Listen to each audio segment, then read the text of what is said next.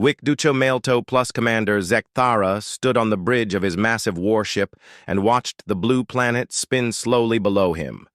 Earth looked so peaceful from space with its white clouds and green lands. The alien commander had seen 17 worlds fall to his fleet, and this one would be no different. His crystalline skin glowed with satisfaction as he reviewed the battle plans on his console. The Dominion had been expanding across the galaxy for 300 years. Every species they encountered either joined them willingly or was conquered and enslaved. The process was always the same and always simple. Show overwhelming force, demonstrate superior technology, and watch as the natives surrendered rather than face extinction. Zekthara belonged to the Veltari race, beings made of living crystal who could manipulate energy with their thoughts. His allies included the insect-like Hixran, who bred soldiers faster than any enemy could kill them, and the Nixmore, who existed as pure energy and could pass through solid matter at will. Together, they had never lost a single battle. The humans. Below had primitive rockets and simple computers. Their weapons still used chemical explosives. Their fastest ships took months to travel between their own planets. Zekthara calculated that Earth would surrender within 6 hours of the first attack. Captain Jake Morrison was having coffee in the Luna Defense Station when the alarms started screaming. He dropped his cup and ran to the command center where his officers were staring at their screens in shock. Dozens of massive ships had appeared from nowhere in Earth's orbit. Each vessel was larger than anything humans had ever built. Jake grabbed the communications officer by the shoulder and told him to contact Earth Command immediately. The young man's hands shook as he tried to establish the connection. Before he could complete the call, the first alien ships began firing at Earth's major cities. New York vanished in a flash of blue light. London disappeared a moment later. Tokyo was erased from existence as if it had never been there. Jake watched in horror as Moscow became a crater of molten glass. The alien weapons didn't just destroy buildings, they seemed to unmake them completely. Dr. Lisa Campbell was working late in her laboratory at the CDC in Atlanta when the sky turned purple. She looked out her window and saw strange ships hovering over the city like metal clouds. Purple rain began falling from their undersides, and Lisa knew immediately that it wasn't water. She ran to her emergency protocols and began sealing the laboratory. The purple liquid was clearly some kind of biological weapon designed to weaken human resistance. Lisa had studied enough diseases to recognize a plague when she saw one. She activated every containment system in the building and began recording everything she could observe. The aliens expected the humans to panic and surrender like every other species had done. They had seen it countless times before. A few demonstrations of superior firepower, followed by demands for submission. The pattern never failed, but something was different about the humans. Instead of sending surrender signals, Earth's remaining defense stations opened fire with everything they had. Nuclear, missiles launched from hidden silos. Military bases that should have been evacuated were still fighting. Civilian centers were organizing resistance instead of fleeing. Zekthara frowned as he watched the human response. Their weapons couldn't penetrate Dominion shields, but they kept firing anyway. Small groups of human fighters were attacking his. Massive ships with tiny craft that should have been destroyed instantly. Yet somehow some of them were getting through and causing minor damage. The biological weapon was working as planned. Millions of humans were falling sick from the purple rain. But instead of surrendering, the healthy humans were dragging the sick ones to safety and continuing to fight. Medical teams were working in the open despite the ongoing bombardment. Jake coordinated the defense from Luna as best he could. Half of Earth's defense satellites were gone, but the other half kept firing. He ordered every available ship to attack the alien fleet, even though he knew it was hopeless. The enemy vessels were too large and too well protected. What confused Jake was why the aliens weren't finishing the job. They had the power to destroy Earth completely, but they seemed to be holding back. It was as if they wanted to capture the planet intact, rather than simply eliminate all life. Lisa's samples of the alien plague showed that it was designed to weaken humans, rather than kill them outright. The biological weapon attacked the immune system and made people tired and confused, but it wasn't lethal in most cases. The aliens wanted slaves, not corpses. This realization spread quickly through the human command structure. The enemy wasn't trying to exterminate humanity, they were trying to conquer it. This meant there was still hope if humans could find a way to resist effectively.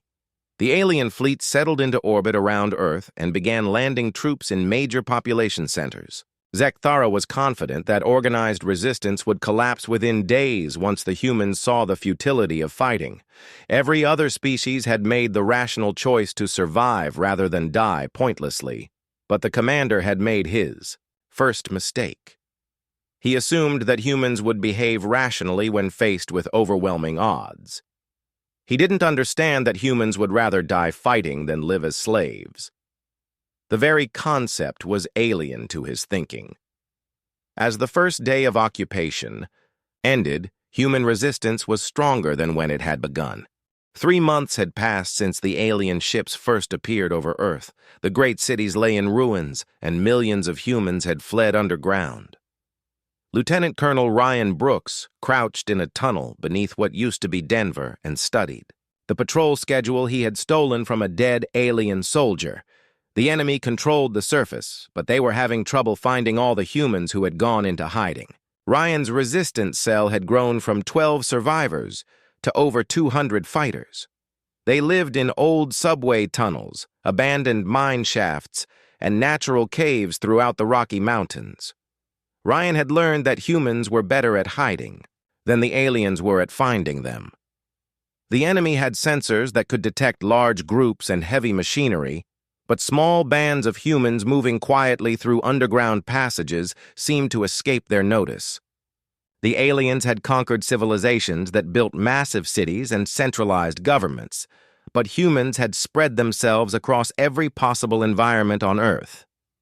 Dr. Amy Torres worked in a hidden laboratory carved out of solid rock 300 feet below the surface. She had managed to save most of her research equipment when the university was destroyed, and now she spent every waking hour studying pieces of alien technology that the resistance fighters brought her. The aliens used materials that didn't exist on Earth and energy sources that human science couldn't explain. But Amy was starting to understand some basic principles. The enemy weapons worked by disrupting molecular bonds rather than creating explosions. Their vehicles flew by manipulating gravitational fields instead of using engines. What fascinated Amy most was that the alien plague wasn't working the way it was supposed to. The purple rain had made millions of people sick, but some humans were recovering faster than expected. A few were even showing signs of improvement beyond their original condition. Kevin Walsh was one of those few. The 17-year-old had been caught in the purple rain during the first attack on Chicago. He should have died, or at least remained weak and confused like most plague victims. Instead, Kevin found that his mind was working differently than before. He could look at broken machinery and somehow know how to fix it. When the resistance fighters brought back pieces of alien equipment, Kevin could often figure out what they were supposed to do just by touching them. It was as if the plague had changed his brain in ways that made alien technology easier to understand. Kevin wasn't the only one. Amy had identified 37 other humans who showed similar abilities. They called themselves the Enhanced, and they were becoming valuable assets to the Resistance. They could repair human equipment faster than trained engineers, and sometimes they could even modify alien devices to work for human purposes. The aliens were making their second mistake. They had assumed that conquering the surface would be enough to control the entire planet. But Earth had more underground spaces than any world they had encountered before.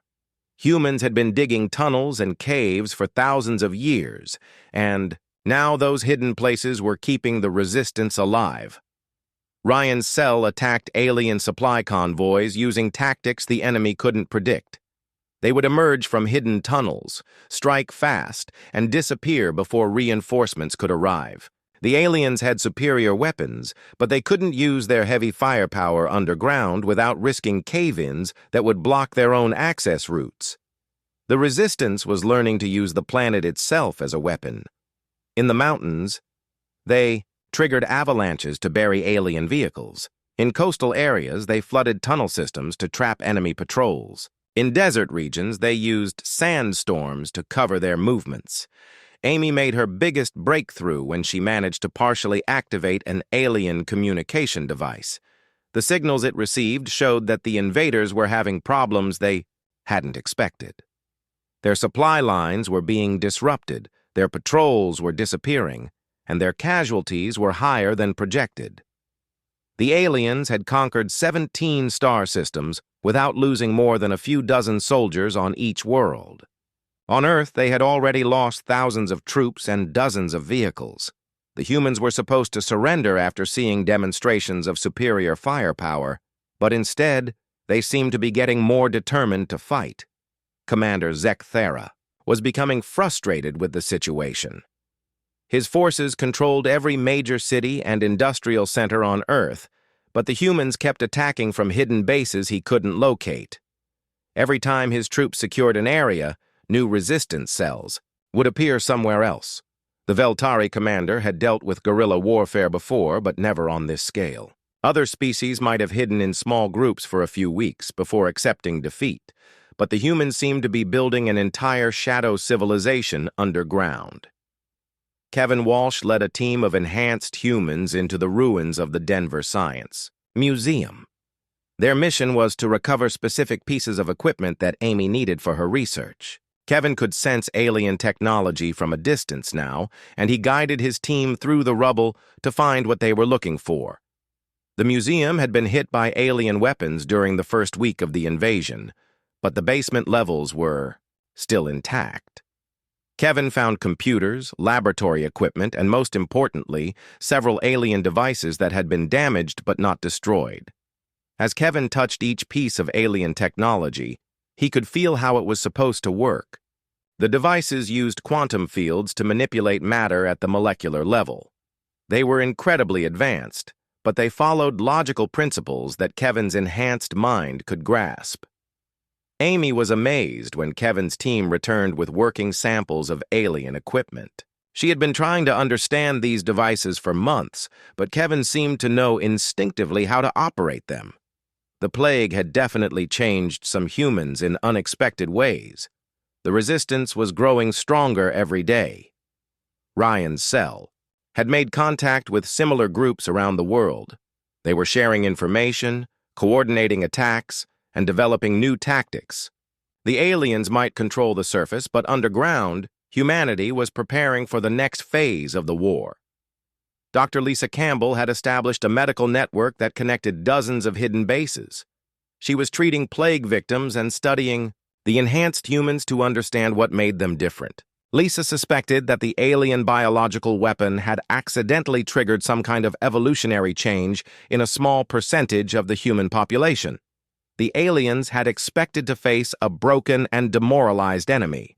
Instead, they found themselves fighting an increasingly organized and capable resistance that seemed to understand their technology better every day. 6 months after the invasion began, engineer Sarah Blake stood in the abandoned tunnels beneath CERN and stared at the massive particle accelerator that had once been humanity's greatest scientific achievement. The aliens had bombed the surface facilities, but they hadn't bothered to destroy the underground equipment because they didn't understand what it was for. Sarah had been a quantum physicist before the war, but now she was something much more important. She was humanity's best hope for finding a way to fight back against technology that seemed impossible to defeat. The alien ships had shields that stopped every human weapon, but Sarah believed she had found a weakness. The problem was that everyone had been thinking about the alien technology in the wrong way. Human scientists had assumed that the invaders were simply more advanced versions of human engineering, better materials, more powerful energy sources, but still following the same basic principles that humans understood. Sarah realized that this wasn't true. The aliens had mastered control over known forces like gravity and electromagnetism, but they had never investigated some of the theoretical possibilities that human scientists had been exploring. The aliens built their technology around manipulation of existing physics, while humans had been trying to discover entirely new ones. Kevin Walsh and his team of enhanced humans helped Sarah understand how alien devices actually worked.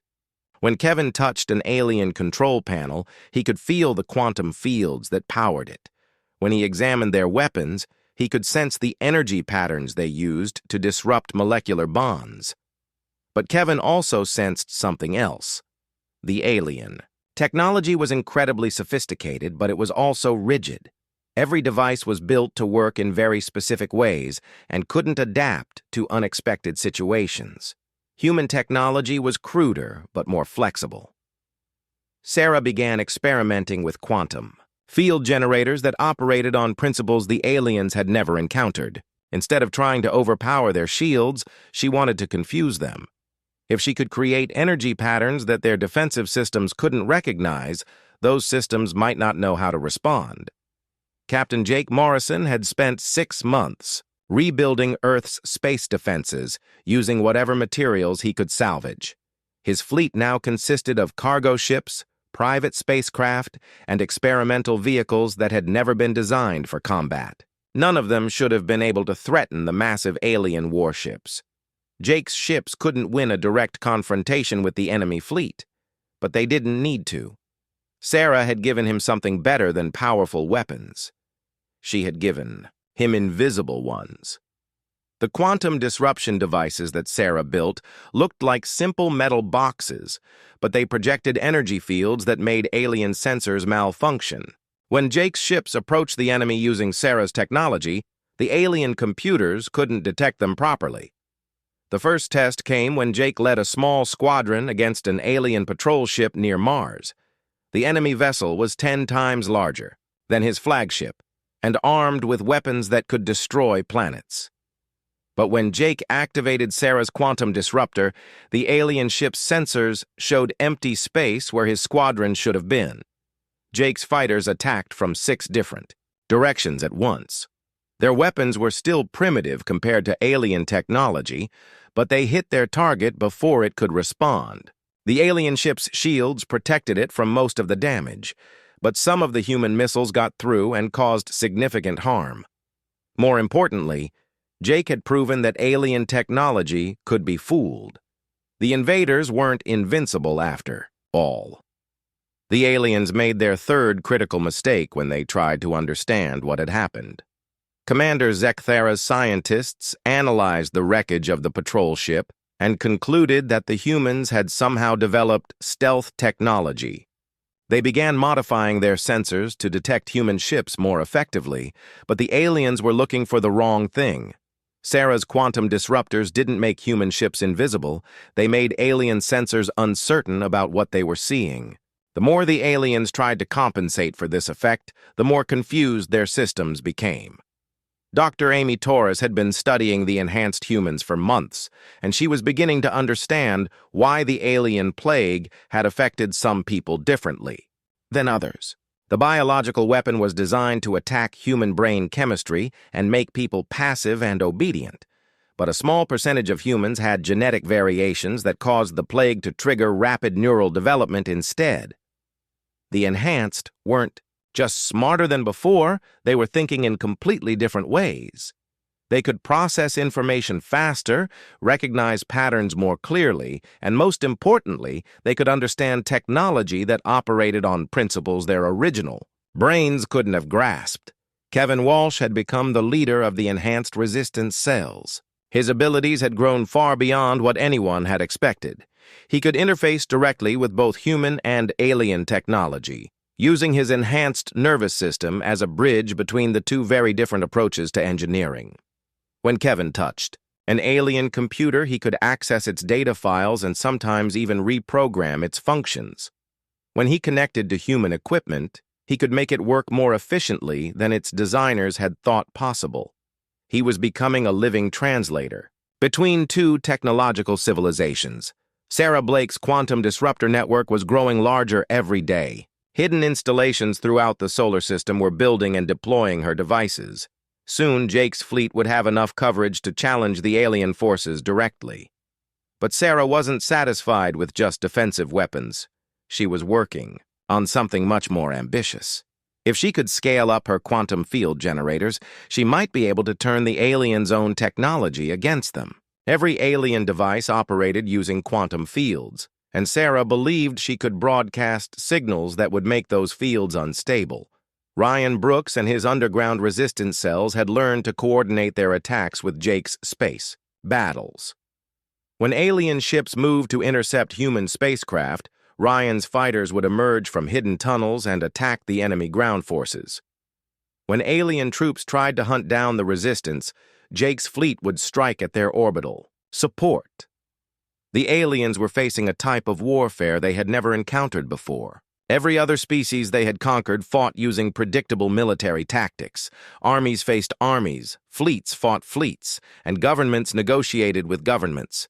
But humans didn't follow those rules. They had no central command structure for the aliens to target. They used civilian volunteers alongside trained soldiers. They treated the entire planet as a battlefield instead of limiting combat to specific areas. Dr. Lisa Campbell had established treatment centers throughout the resistance network. She was not only caring for plague victims, but also studying the enhanced humans to learn how their abilities could be replicated. Lisa suspected that the changes in Kevin and his companions might represent the next stage of human evolution. The plague that was supposed to weaken humanity had accidentally created a new type of human that was better adapted to survive in a high-technology environment. The aliens had given their enemies exactly the tools they needed to fight back. Commander Zek Thara was receiving reports that made no sense according to everything he knew about warfare.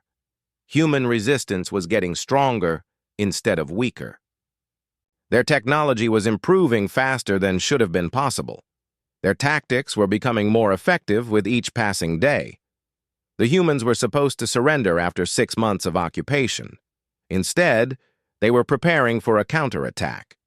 1 year after the invasion began, Commander Zekathara made the decision that would doom his entire fleet.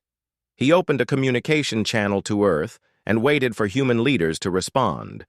The Veltari commander had conquered 17 worlds, and he had never needed more than 6 months to break any species' will to fight.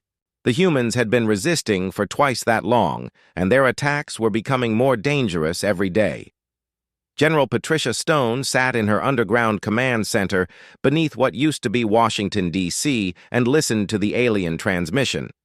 She had been elected leader of the Unified Human Resistance after the old governments collapsed during the first week of the invasion. Patricia was a career soldier who had fought in 3 wars, but nothing had prepared her for leading an entire species in a battle for survival. The alien commander's message was translated by Kevin Walsh and the other enhanced humans who had learned to understand alien languages. Zek Thara was offering humanity a place in the Dominion as a subordinate species. Humans would be allowed to live and work, but they would serve alien masters and follow alien laws. In exchange, the bombing would stop and the occupation would become more peaceful. Patricia listened to the translation and felt anger burning in her chest. The aliens still didn't understand what they were dealing with. They thought humans could be bought with promises of survival. They believed that people would trade freedom for safety. Kevin Walsh had grown far beyond what anyone thought possible for an enhanced human. His abilities now included direct mental contact with both alien and human technology systems. He could hack into enemy computers by touching them, and he could coordinate resistance operations by linking his mind to human communication networks. When General Stone asked Kevin to send her response to the alien commander, the young man smiled and connected his consciousness to every broadcasting system on Earth. He made sure that every human survivor would hear what their leader had to say to the invaders. Patricia's response was broadcast across the planet and into space where the alien fleet could receive it. Her message was only 2 words long, but it carried the weight of humanity's absolute determination. She looked directly into the camera and said clearly for everyone to hear, "No deal." Commander Zekthara stared at his communication equipment, in complete confusion. No species had ever rejected an offer of survival when faced with certain extinction. The humans had been defeated militarily, their cities were in ruins, and their population was sick and scattered. Yet their leader had refused the generous terms he had offered. The alien commander's 4th mistake was assuming that defeated enemies would always choose submission over death. In his experience, intelligent beings were fundamentally rational and would always select the option that allowed them to continue existing. He couldn't understand a species that would rather die fighting than live as slaves. Dr. Lisa Campbell had been working with alien defectors for 3 months before Patricia's broadcast. Yes, there were aliens who had become inspired by human determination and had secretly joined the resistance. Most were young soldiers from species that had been conquered by the Dominion years earlier and who remembered what freedom felt like. These alien allies provided Lisa with crucial information about the biological weapons that had been used against Earth. They also helped her develop treatments that not only cured the plague, but enhanced human capabilities even further. The Resistance now had volunteers who possessed abilities that surpassed even Kevin Walsh's enhanced condition. Sarah Blake had completed her masterwork during the months while the aliens were preparing their negotiation offer. Hidden installations throughout the solar system now housed quantum disruptor networks that could interfere with alien technology on a massive scale. When activated, these devices would make every Dominion ship within range shut down completely. The disruptors worked by broadcasting quantum signals that alien computers interpreted as shutdown commands from their own command hierarchy. Sarah had studied captured alien equipment long enough to understand their control protocols, and Kevin Walsh had helped her program the disruptors to speak the alien machine's own language. Captain Jake Morrison's fleet had grown into a proper navy during the year of resistance. Thousands of human ships now patrolled the solar system using hybrid technology that combined human engineering with alien components. The enhanced humans had taught baseline humans how to interface with enemy equipment, creating weapons and defenses that confused alien tactical computers. Jake's ships no longer avoided direct confrontations with alien patrols. They actively hunted enemy vessels using tactics that defied everything the invaders understood about space warfare. Human fighters would appear from asteroid belts, attack in seemingly random patterns, and disappear before alien reinforcements could respond. The Dao aliens had superior individual ships, but they couldn't adapt to an enemy that refused to follow conventional military doctrine. Human crews would ram alien vessels if their weapons failed, sacrifice their own ships to save others, and continue fighting even when victory seemed impossible. Ryan Brooks had expanded his mountain resistance cell into a network that covered most of North America. Underground tunnels connected hidden bases from Canada to Mexico, allowing fighters and supplies to move without being detected by alien sensors. The Resistance had become a shadow civilization that existed entirely beneath the enemy's feet. Ryan's people had learned to turn abandoned cities into death traps for alien patrols. They would lure enemy troops into areas filled with hidden explosives, collapsing buildings, and ambush points. Every street became a battlefield where humans held every advantage despite having inferior weapons. The aliens controlled the surface, but they had never managed to secure it completely. Human fighters could emerge from any sewer, attack from any rooftop, and disappear into tunnels that led to bases the enemy couldn't find. The invaders were trapped in a guerrilla war that they couldn't win through superior firepower alone. Dr. Amy Torres had made a discovery that changed everything. The Resistance thought they knew about the enhanced humans. The alien plague hadn't just accidentally improved some people's brains, it had activated dormant genetic sequences that existed in all humans. With the right treatment, any person could develop enhanced abilities. Amy began producing doses of modified plague virus that triggered controlled enhancement instead of sickness. Volunteers lined up at every resistance base to receive treatments that would make them smarter, faster, and more capable of interfacing with advanced technology.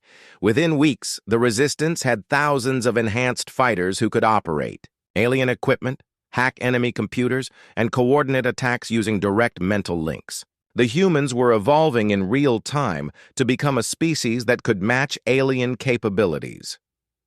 Kevin Walsh led simultaneous uprisings in every major city that was still under alien occupation. Enhanced humans emerged from hiding places throughout the world and began attacking enemy installations with unprecedented coordination. They moved together like a single organism, sharing information instantly and adapting their tactics faster than alien commanders could respond. The uprising was timed to begin exactly 1 hour after General Stone's broadcast. Patricia wanted to make sure the aliens understood that human rejection of their offer would be backed up with immediate action. Commander Zekathera watched in growing alarm as reports flooded in from occupied territories around Earth. Human attacks were occurring everywhere at once, led by individuals who seemed to possess abilities that shouldn't exist in a primitive species. His forces were being overwhelmed by enemies who fought with alien-level technology despite being genetically human. The commander realized too late that his species had made a fundamental error in their assessment of humanity. The Dominion had assumed that technological advancement was the only measure of a civilization's capabilities. They had never encountered a species that could evolve and adapt as quickly as humans were doing. 2 years had passed since the first alien ships appeared over Earth, and Commander Zekathera could barely recognize the war he was trying to fight. What had begun as a simple conquest had become a nightmare of unpredictable battles against an enemy that seemed to improve its capabilities every day. The Veltari commander stared at casualty reports that showed losses his species had never experienced in 3 centuries of expansion. Captain Jake Morrison stood on the bridge of his flagship and watched alien ships fleeing from human patrol squadrons. The sight would have been impossible to imagine when the war began, but now it happened regularly throughout the solar system. Jake's fleet had grown to include over 10,000 vessels ranging from converted cargo haulers to purpose-built warships that used hybrid human-alien technology. The 5th mistake the aliens had made was believing that superior technology guaranteed victory in any conflict.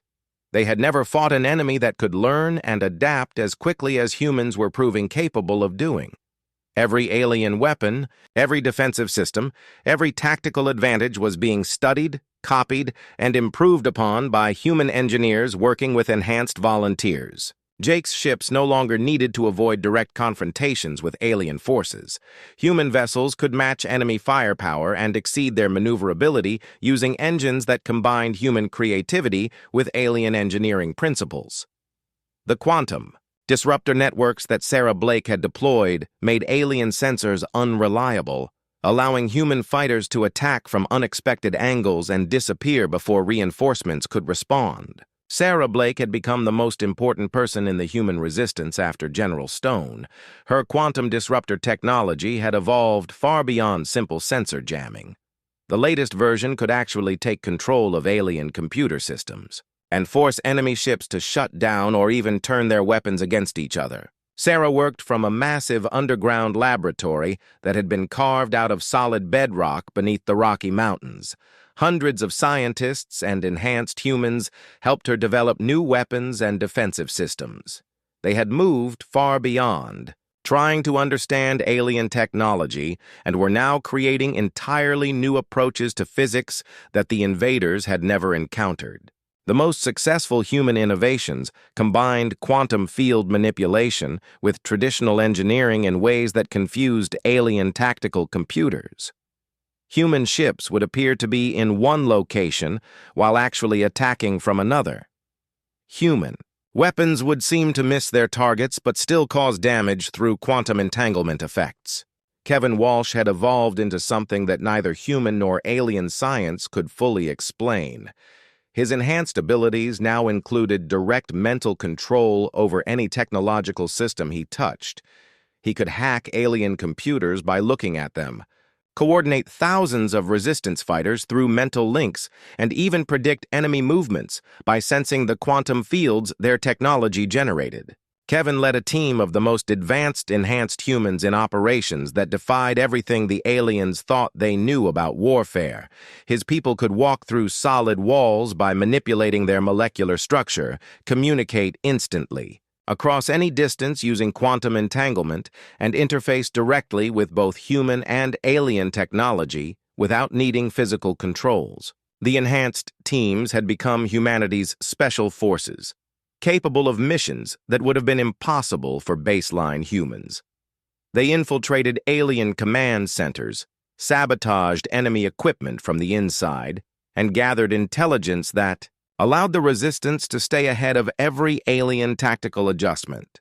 Dr. Amy Torres had perfected the enhancement process to the point where any human could choose to undergo the transformation safely. Volunteer centers throughout the resistance network provided treatments that could turn ordinary people into enhanced warriors within days.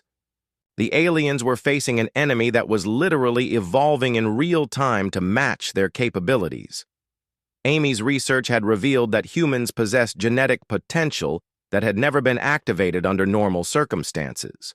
The alien plague had accidentally triggered dormant sequences that gave humans access to abilities their species had always carried but never used.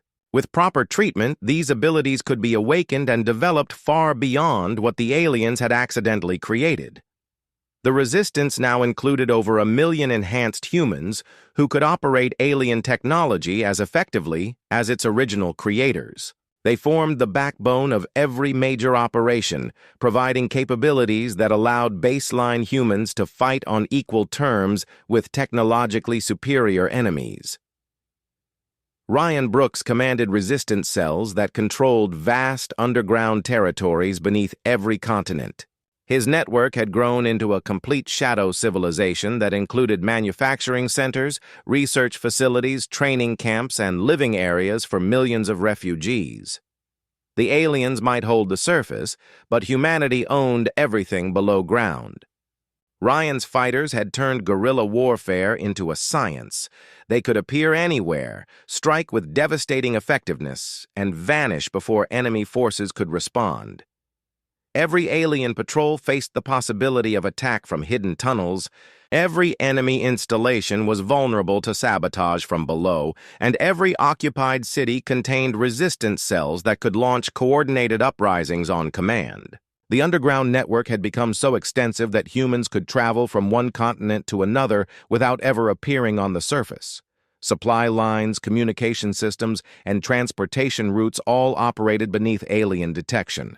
The invaders were trying to control a planet where their enemies could move freely through spaces they couldn't even find.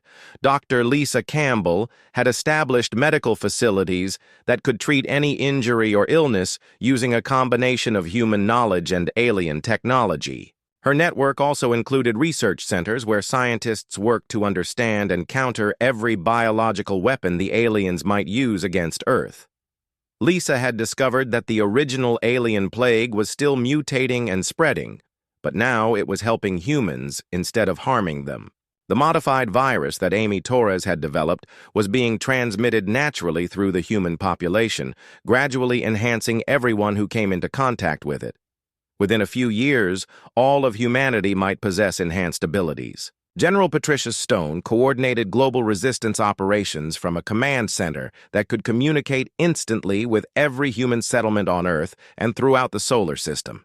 Her authority had grown beyond anything any human leader had ever wielded, but she used that power only to protect human freedom and independence. Patricia's strategy was based on making the occupation so costly that the aliens would eventually give up and leave.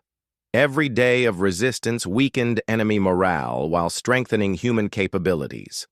Every victory proved that the invaders weren't invincible, and every defeat taught the resistance valuable lessons about alien weaknesses. The general had noticed that alien forces were becoming increasingly desperate in their tactics. They were using heavier weapons in populated areas, conducting more aggressive sweeps for resistance bases, and generally acting like an army that was losing rather than winning. Patricia believed that the aliens were beginning to realize they had made a serious mistake when they decided to attack Earth. Commander Zekthara received reports that made him question everything he thought he knew about warfare and conquest. Human resistance was stronger after 2 years than it had been after 2 months. Their technology was advancing at impossible speeds. Their fighters were displaying abilities that shouldn't exist in any biological species. The Veltari commander had requested reinforcements from the Dominion High Command, but even additional ships and troops weren't enough to contain an enemy that seemed to grow more capable with every passing day.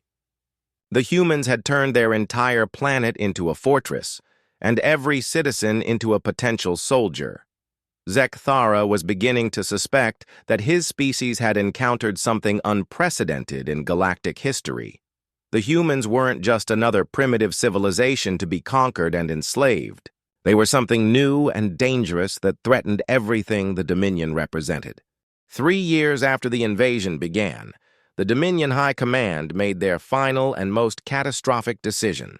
They ordered every available ship in their reserve fleet to travel to Earth and eliminate the human threat completely. Commander Zekthara received word that over 50,000 warships were en route to his position with orders to cleanse the entire solar system of life. The Dominion leaders had grown alarmed by reports of human capabilities that seemed to defy natural law. They had never encountered a species that could adapt and evolve as quickly as humans were proving capable of doing. The decision was made to eliminate this threat before it could spread beyond Earth and challenge Dominion control over other worlds. General Patricia Stone stood in her command center and watched the massive alien fleet approaching through the outer solar system.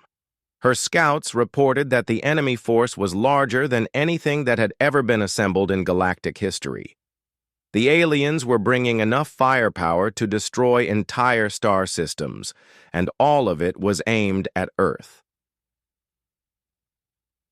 Patricia felt no fear as she studied the tactical displays. The aliens had just made their 6th and final mistake. They had brought their entire reserve fleet within range of Sarah Blake's quantum disruptor network, and they had no idea what was waiting for them. Sarah Blake worked frantically in her underground laboratory to coordinate the activation of every disruptor installation throughout the solar system. Hidden devices on Earth, Luna, Mars, the asteroid belt, and the outer planets were all connected through quantum entanglement networks that would allow them to function as a single massive weapon. The quantum disruptors had evolved far beyond their original design during the 3 years of war. They could now broadcast signals that alien computers would interpret as shutdown commands from the highest levels of Dominion hierarchy. When activated simultaneously, every alien ship within range would find its systems turning themselves off, in response to what appeared to be orders from their own command structure. Sarah had spent months studying the command protocols used by different alien species within the Dominion. The Veltari used crystalline control matrices, the Hixaron operated through hive mind connections, and the Nixmore coordinated their energy-based systems through quantum resonance patterns. Sarah's disruptors could speak to all of these systems, in their own languages, and convince them to shut down voluntarily. Captain Jake Morrison prepared his fleet for the largest space battle in human history. His 10,000 ships were outnumbered 5-1 by the approaching alien armada, but Jake wasn't planning to fight a conventional engagement. His role was to coordinate the timing of Sarah's weapon activation with the movement of enemy forces. Jake's ships spread throughout the solar system and waited for the alien fleet to reach optimal position. The enhanced humans aboard his vessels could sense the quantum signatures of approaching enemy ships and would provide precise targeting data for the disruptor network. Kevin Walsh had transcended the limitations of individual consciousness and now existed as a living network that connected every enhanced human in the Resistance. His awareness spanned the entire solar system and could process information from millions of sources simultaneously. Kevin had become something new in the universe, a hybrid of biological intelligence and quantum technology that neither humans nor aliens had ever imagined possible. When the alien fleet entered Earth's orbital space, Kevin felt their presence, like a weight pressing against his expanded consciousness. He could sense the confidence of alien commanders who believed they were about to achieve an easy victory against a primitive species. They had no idea that they were flying into a trap. That had been 3 years in the making. Commander Zekathara stood on his bridge and surveyed the massive fleet that had gathered around his position. 50,000 ships filled space around Earth like a metal storm cloud. The humans had fought bravely, but no species could survive an assault of this magnitude. The Veltari commander prepared to give the order that would end human resistance forever. General Stone watched the alien fleet settle into attack formation and smiled grimly. The enemies had arranged themselves perfectly for what was about to happen. She opened a communication channel to Sarah Blake and spoke the words that would change galactic history forever. All stations, this is Patricia Stone. Execute Operation Freedom. Sarah Blake activated every quantum disruptor in the solar system, simultaneously. The effect was immediate and devastating to alien technology. 50,000 warships suddenly found their computers receiving shutdown commands that appeared to come from the highest levels of Dominion authority. Command systems went dark. Weapon arrays powered down, engines shut off, and life support systems switched to emergency backup mode.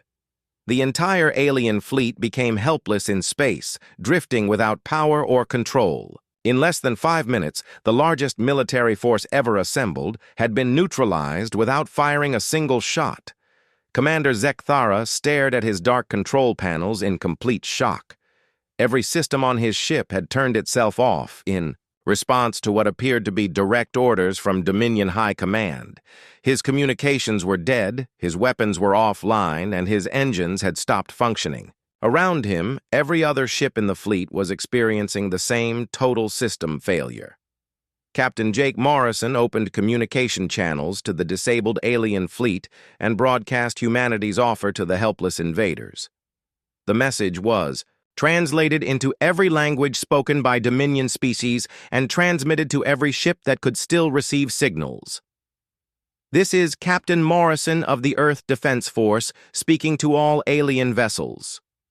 Your ships are disabled, but your crews are unharmed. Any individual who wishes to live peacefully among humans is welcome to remain on Earth.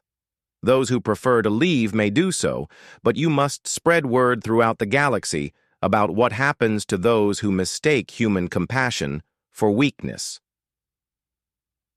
The message continued with details of how alien survivors could request asylum, transportation off Earth, or even citizenship in the human resistance government. Medical assistance would be provided to any injured aliens, and those who chose to stay would be given opportunities to contribute to the rebuilding of Earth. Commander Zekathara listened to the human offer in amazement. His species had just suffered the most complete military defeat in galactic history, and the humans were offering mercy to their enemies. In 3 centuries of conquest, the Dominion had never encountered a species that would spare defeated foes. The Veltari commander realized that humanity had accomplished something no civilization in galactic history had ever managed. They had not only defeated a technologically superior enemy, they had done so while maintaining their moral principles and offering forgiveness to those who had tried to destroy them.